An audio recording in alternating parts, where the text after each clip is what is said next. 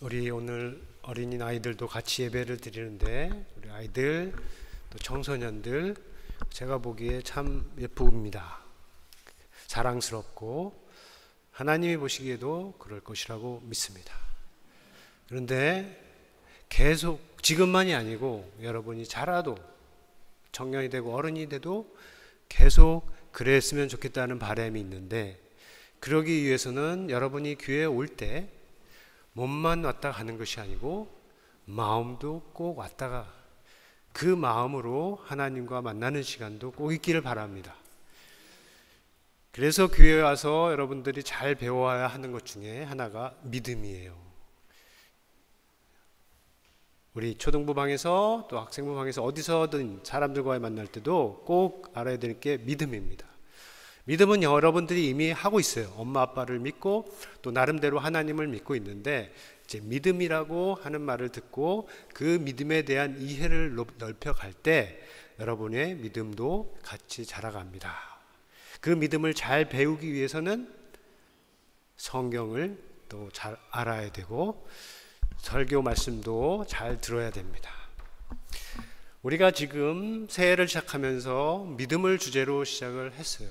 믿음, 구원하는 믿음, 살게 하는 믿음, 역사하는 믿음, 믿음으로 생각하는데, 지난주에도 말씀드렸듯이 우리가 믿음에 대해서 듣고 생각할 때 기억하고 잊지 말아야 될 것이 있습니다. 그것은 믿음이 참 중요하지만 믿음에 앞서 있고 또 믿음 후에도 계속 이어지는 삶이라는 것이 있다는 것이에요. 아기에서 시작해서 청년회를 지나고 이 세상을 떠날까지 우리가 가지고 있는 인생의 삶, 이것이 정말로 중요한 것이다 하는 것이에요. 예수님께서 자신의 독생자를, 하나님께서 자신의 독생자를 주실 만큼 그렇게 사랑하신 것이 세상이고 사람이죠. 믿음은 그렇게 하심으로써 하나님께서 세우신 구원에 이르는 길, 구원에 이르는 방편이라고 할 수가 있습니다. 이 믿음과 삶에 대해서 정확한 이해가 있기를 바라고 우리가 계속 배워나가기를 원하는데, 이 믿음과 삶을 잘 이해하기 위해서 우리가 함께 들으면 알고 있으면 도움이 되는 게 하나님께서 주시는 생명입니다. 하나님께서 주시는 두 가지 생명에 대해서는 1월 첫 주 여러분들과 같이 다 모였을 때 전한 말씀인데, 오늘은 동일하지만 좀 더 자세하게 성경이 말하는 두 번의 창조와 두 번의 탄생을 주제로 말씀을 전하려고 합니다. 자, 먼저 창조에 대해서 보자면 첫 번째 창조는 하나님께서 세상과 함께 만드신 아담의 창조, 첫 사람의 창조. 네, 우리 성경이 말하는 내용이죠. 이 사람은 흙과 생기로 지으심을 받았고 몸과 피와 호흡을 가진 사람입니다. 살아있는 생명이죠. 두 번째는 하나님께서 예수 그리스도 안에서 지으신 새 사람의 창조예요. 이는 첫 번째 사람 안에서 하나님을 따라 의와 거룩함으로 새롭게 지어진 사람입니다. 믿는 자들이 입을 새 사람 아담이라고 할 수가 있어요. 둘 다 하나님의 창조예요. 첫 번째 창조도 두 번째 창조도 둘 다 하나님의 창조이고 둘 다 중요하고, 그리고 둘 다 믿음으로 받는 겁니다. 성경이 말하는 세상의 창조, 하나님의 창조는 우리가 믿음으로 받고 믿음으로 하는 것이다 하는 것이에요. 학교에서 이것을 가르쳐주지 않는다고 이것이 틀렸다고 생각할 것이 아니라, 오히려 학교에서 배우는 모든 것을 더 잘 배우고 더 잘 사용할 수 있는 길이 이 믿음에 있다 하는 믿음 확신 때문에 저가 교회를 다니는 것이고 여러분도 그 믿음 안에 같이 서 있는 것이라고 믿습니다. 그런가요? 네. 자, 그런데 우리가 생각해 볼 것이 왜 두 번의 창조이어야 하는가? 내용적으로 보면 첫 번째는 분명히 우리가 창조라고 부를만 해요. 근데 두 번째는 예수 그리스도 안에서 새롭게 지으심 받은 이 세 사람, 이거는 구원, 구속이라고 부르는 것이 더 좋을 것 같은데 다른 성경에처럼 왜 이것조차도 창조라고 하는가? 우리가 이렇게 질문을 해볼 수가 있습니다. 그 질문과 함께 우리 창조에 대해서, 인간에 대해서, 우리의 구원에 대해서 더 넓은 이해를 얻을 수 있는데, 가장 큰 이유, 오늘 본문이 말하는 것으로 예수 그리스도 안에서 지음을 받은, 새롭게 지음을 받은 이 세 사람은 첫 번째 아담, 흙으로 만들고 생기를 준 그 첫 번째 아담과 본질적으로 다르기 때문이에요. 그것을 잘 알려주는 말씀이 첫 번째 사람 아담은 땅에서 나고 흙에 속한 자라. 그리고 그리스도는 하늘에서 나고 하늘에서 난 자라 하는 말씀이죠. 그리스도께서 만들어진 아담과 그리고 첫 번째 아담이 이렇게 다르기 때문에 예수를 믿고 구원을 받은 자의 삶도 구원 이전과 구원 이후의 삶이 너무나 다르다. 본질적으로 다르다 할 수 있을 정도입니다. 자, 오늘의 말씀 1절부터 3절 내용을 따라가서 이것을 우리에게 적용해 보면 이전에 우리는 허물과 죄로 죽었던 사람입니다. 네, 정말로 죽었습니다. 다만 숨이 멈춰서 죽었다는 뜻이 아니라 세상 풍조와 육체의 욕심과 공중 권세 잡은 자를 따라서 살았기 때문에 본질적으로 진노의 자녀였다는 뜻에서 죽은 것입니다. 공중 권세 잡은 자라고 하는 것은 지금도 불순종하는 자들 가운데 역사하는 영으로 그 아래에 있는 자들을 하나님에게서 멀어지게 하는 거죠. 또 그가 사용하는 통로에는 세상 풍조라는 것, 세상의 방식이 있고, 그러니까 모든 사람들이 다 하는 방식이 있고, 또 육체의 욕심이라는 것들이 있는데 이것들을 따르는 자들은 하나님을 대적하는 길로 가게 되어 있습니다. 본질상 진노의 자녀라는 것은 벌을 받아야 하는 죄가 사람의 본성이 될 정도로 깊이 뿌리 박혀 있다는 것입니다. 하나님이 보실 때 몸은 살아있지만 영혼은 죽은 상태. 왜냐하면 생명의 근원이신 하나님과 떨어져 하나님과 분리되어 있기 때문에 호흡을 주시고 생명을 주시는 그 하나님에게서 점점 멀어지기 때문에 몸은 살아있지만 이 속사람은 죽었다 하는 것입니다. 자, 그러나 세상의 죄가 아무리 크다고 하더라도 내가 지은 죄가 아무리 크고 깊고 넓다고 해도 그것보다 훨씬 더 크고 깊고 넓고 높으신 것이 우리 주 예수 그리스도의 은혜이고 그리고 하나님 아버지의 사랑입니다.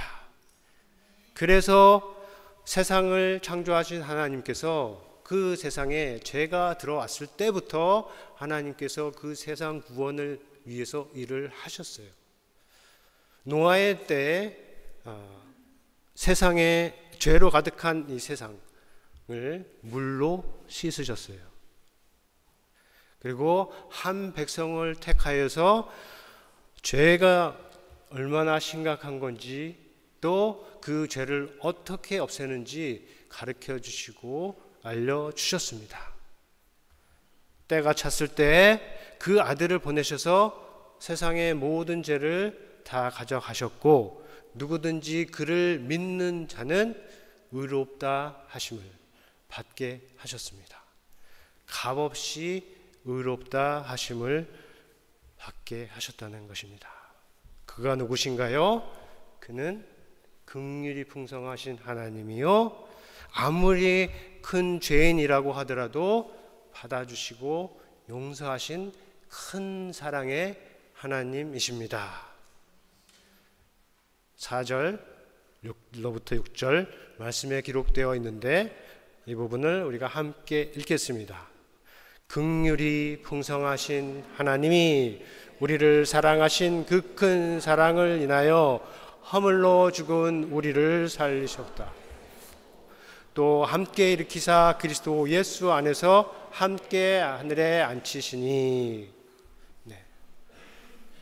복음의 핵심을 담고 있는 말씀이니 여러분들이 마음에 새기고 외울 수 있으면 좋겠습니다. 여기서 우리를 일으키시고 그리스도와 함께 하늘에 앉히셨다는 말씀이 있는데, 이 말씀은 우리가 지금 서 있는 영적인 위치를 알려주는 말씀입니다.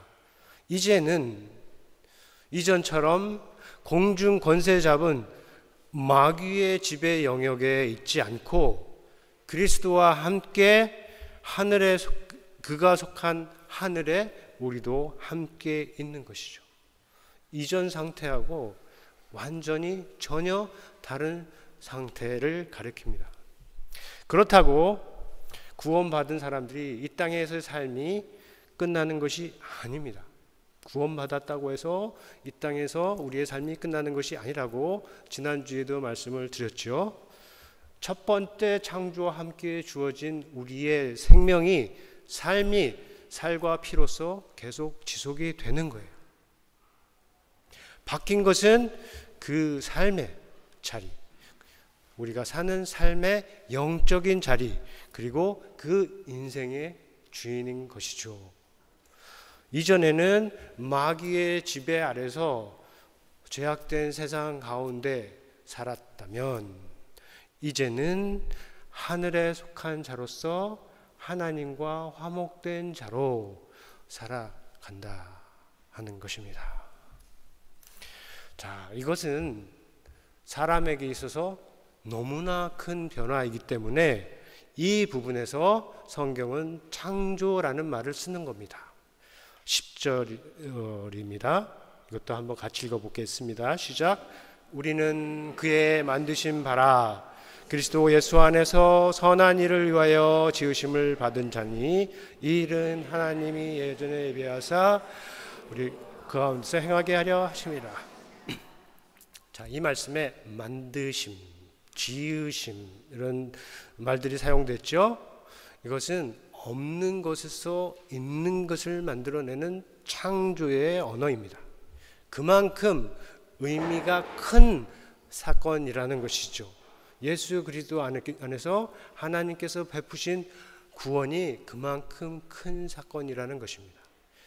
크다 하는 이유는 첫째로 창조주, 사람을 지으시고 세상을 지으신 창조주께서 하신 일이기 때문에 그렇습니다.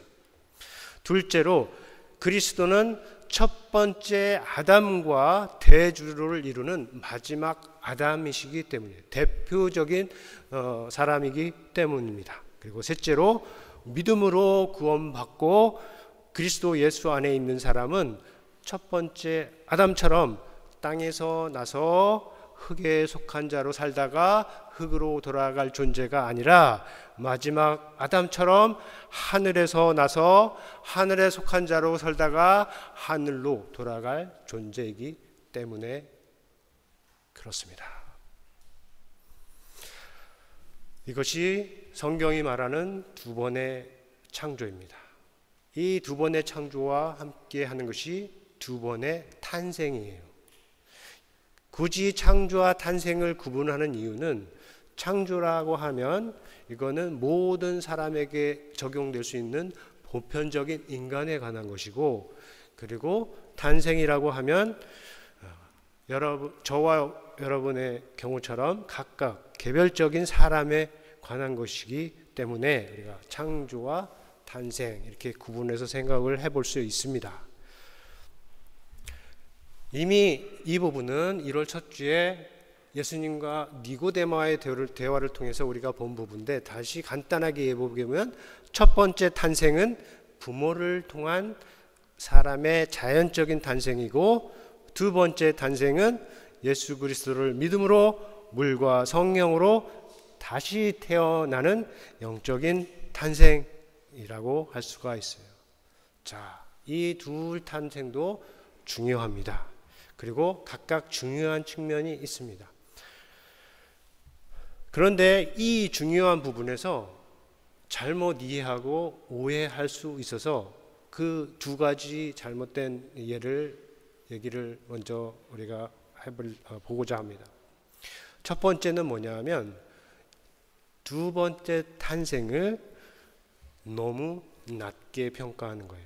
첫 번째 탄생이 진짜고 두 번째 탄생은 부수적인 것처럼 낮게 평가하는 것이에요. 그래서 이게 무슨 말이냐 하면, 너무 낮게 평가한다는 말은 거듭남, 예수님께서 말씀하신 거듭남, 위로부터 태어남, 다시 태어남, 성령으로 남, 하나님으로부터 남, 하늘로부터 남, 이 거듭남을 그냥 영적인 계몽, 영적인 각성이나 정신적인 계몽 정도로 생각하는 거예요. 우리가 믿음으로 성령 안에서 위로부터 다시 태어나는데, 이것을 그냥 다른 종교에서도 말하는 정신적인 계몽이나 영적인 각성 정도로, 영어로 enlightenment라고 하죠. 그 정도로 여기는 것입니다.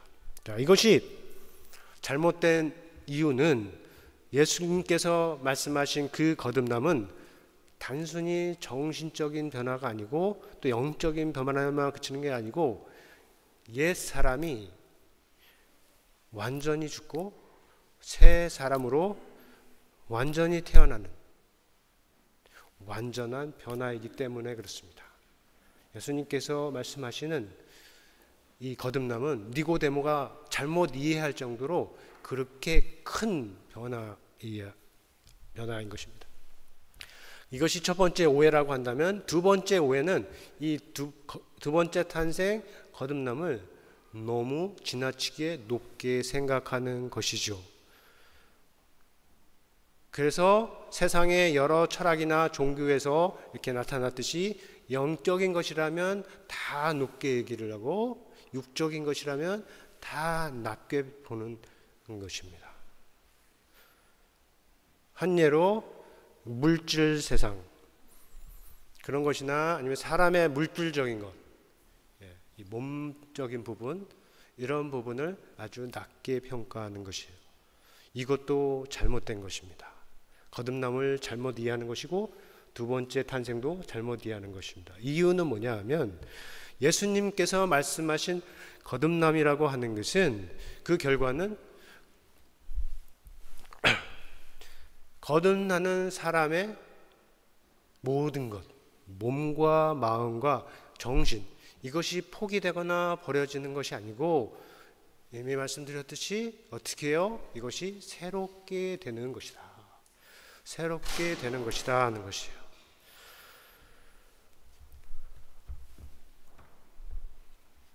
우리 믿는 사람에게는 첫 번째 탄생도 두 번째 탄생도 모두 다 중요하고, 각각 중요한 측면이 있습니다. 첫 번째 탄생이 중요한 측면은 우리가 이 땅에 태어나게 해준 거예요. 그래서 중요합니다. 두 번째 탄생에 중요한 것은 우리가 태어난 이 땅에서의 삶을 제대로 살도록, 하늘에 속한 자로서 살도록, 하나님과 동행하는 삶을 살도록 돕기 때문에 중요한 것입니다. 좀 더 쉽게 말하면, 거듭난 사람은 자기의 몸을 이전보다 더 잘 다스립니다. 그리고 그 몸을 주신 부모님에게도 이전보다 더 잘 한다 하는 것이에요. 만일 믿는 사람인데 자기 몸이나 부모님께 잘하지 못하는 사람은 아직 거듭나지 않았거나 거듭남을 잘못 이해하고 있다고 생각을 할 수가 있어요. 전자라면 정말로 거듭나야 하겠고 후자라면 다시 배워야 하는 것이죠. 우리 중에는 예수님을 믿음으로 인해서 몸을 함부로 하거나 부모님에게 함부로 하는 사람들이 아무도 없고 오히려 자기 몸을 귀하게 여기고 또한 부모님께도 잘하고 함께하는 우리가 같은 몸을 가지고 신앙생활을 함께하는 옆에 사람에게도 잘하는 귀한 백성이 다 되기를 예수님의 이름으로 축원합니다. 마지막으로 우리가 살펴볼 것은 목적입니다. 창조이든 탄생이든 하나님께서 그리스도 안에서 만드신 것에는 모두 목적이 있어요. 목적, purpose, 목적이라는 것이 중요한데 이 목적은 우리 주변에 있는 모든 것들 가운데 다 있습니다. 사람이 만든 것들과 사람이 만든 기계를 한번 보세요. 이 마이크부터 피아노, 우리 주변에 있는 모든 것, 의자까지도 이 모든 것에는 만들어진 목적이 있는 것입니다. 그렇지 않나요? 그 목적에 잘 맞춰서 갈 때 그것이 잘 사는 것이라고 할 수가 있어요. 기계만이 아니고 물건만이 아니고 각 나라의 정부도 그렇고 각 교회의 조직도 그렇고 사람 몸도 그렇고 몸과 정신으로 하는 모든 활동이 다 그렇습니다. 그렇게 하는 목적이 있다는 것이요. 그런 면에서 목적은 자유의 반대가 아니고 오히려 가장 확실한 자유의 길이다. 우리가 이렇게 얘기를 할 수가 있어요. 하나님 편에서 보면 사람도 그렇습니다. 우리 각 사람도 하나님 편에서 보면 만들어진 목적이 있어요. 이게 학교에서 배우는 과학에서 얘기하지 않는 겁니다. 목적이라고 하는 것은 세상의 목적, 사람의 목적, 그렇죠? 그런데 얼마나 중요한지는 우리가 지금 말씀을 따라가서 이해를 할 수가 있어요. 세상에 만들어진 것 중에 하나도 목적이 없는데 하물며 우리 사람에게 그 목적이 없겠습니까? 있습니다. 여러분이 태어난 목적이 있고 예수 안에서 부르심을 받은 목적이 있고 예수 안에서 새롭게 지어진 새 사람을 입은 목적이 있다 하는 것입니다. 그렇지 않다고 생각하는 사람이 있을 수 있는데 그런 경우는 인생의 위기 같은 특별한 경우가 아니라면 정말로 낙심하고 힘들고 괴롭고 하나님 앞에서 절망하는 그런 특별한 경우가 아니라면 어떻게 해요? 자기 자신을 기계보다 못한 존재로 대하거나 아니면 자신을 기계 중에 최고로 좋은 기계로 대하거나 아니면 만물을 창조하신 하나님의 자리에 자신을 두는 것이다 라고 우리가 이해를 할 수가 있어요. 이거는 말이 되지 않습니다. 내가 만든 것 하나도 없고 남들이 만들어준 모든 것 가지고 즐기는 사람이 스스로를 만물의 주인인 것처럼 두는 것은 가장 큰 오류 중에 하나죠. 여러분이 만든 기계가 그렇게 한다고 생각을 해보세요. 하나님이 보실 때 스스로에게 지음의 목적이 없다고 보는 아니면 자기가 그 목적을 만들 수 있다고 보는 것은 그렇게 보실 수가 있다는 것입니다. 자, 우리의 경우는 어떻습니까? 지금까지 말씀을 따라하는데 우리 각 사람의 경우는 어떻습니까? 한번 생각을 해보기를 바랍니다. 이 시간에 내 삶의 목적은 있는가? 있다면 그것은 무엇인가? 생각해보세요. 매일매일 은혜로 주어지는 나의 삶, 이 삶을 이끌어가는 그 목적은 무엇인가? 여러분들이 갖고 있죠. 그거를 오늘 말씀 안에서 확인해 보고 만약에 없다면 말씀에 반응해서 꼭 찾을 수 있기를 바랍니다. 다시 한번 말씀드리면 여러분이 이 자리에 있는 이유가 있고 목적이 있다. 여러분이 80년 인생, 100년 인생을 살아가면서 한순간인데 이 한순간에 여러분이 발견할 수 있는 최고의 목적이 분명히 있다 하는 말씀을 기억을 하고 여러분의 인생을 돌아볼 수 있기를 바랍니다. 본문에서는 공통적인 것으로 두 가지 목적을 말해요. 하나는 7절에 있는 것으로 우리가 경험한 하나님의 은혜의 그 풍성함을 세상과 오는 여러 세대에 보여주는 것입니다. 이것은 하나님께서 하신 구원의 목적이에요. 두 번째는 10절에 좀 아까 우리가 읽은 말씀에 있는데 두 번째에 있는 것은 뭐냐면 하나님께서 우리를 위해서 미리 계획하신 그 선한 일들 가운데 행하는 것입니다. 이것은 예수를 믿는 모든 사람에게 적용되고 또 우리에게도 적용되는 목적입니다. 이 말씀을 안에서 여러분 각자를 향한 인생의 목적도 찾아볼 수 있기를 바라는 것이죠. 끝으로 선한 일 가운데 행한다라는 말씀이 있는데 이 말씀은 다르게 이해하면 우리가 선한 일들을 행한다. 우리의 삶을 선한 일들로 채운다 라는 말씀으로도 이해를 할 수가 있습니다.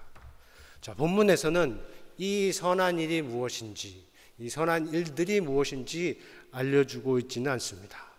다만 그 선한 일을 위해서 지음을 받았다는 것만 말씀을 하셨어요. 그래서 선한 일들이 과연 무엇인지를 보려면 성경 전체를 봐야 되고 특별히 에베소서 안에서 주어지는 말씀도 보면 도움을 받을 수 있습니다. 그 중에 하나가 4장 첫 부분에 있어요. 4장 1절부터 3절인데 제가 1절을 읽고 여러분들은 2절, 3절을 한번 읽어봅니다. 시작. 그러므로 주 안에서 갇힌 내가 너희를 권하노니 너희가 부르심을 받은 일에 합당하게 행하여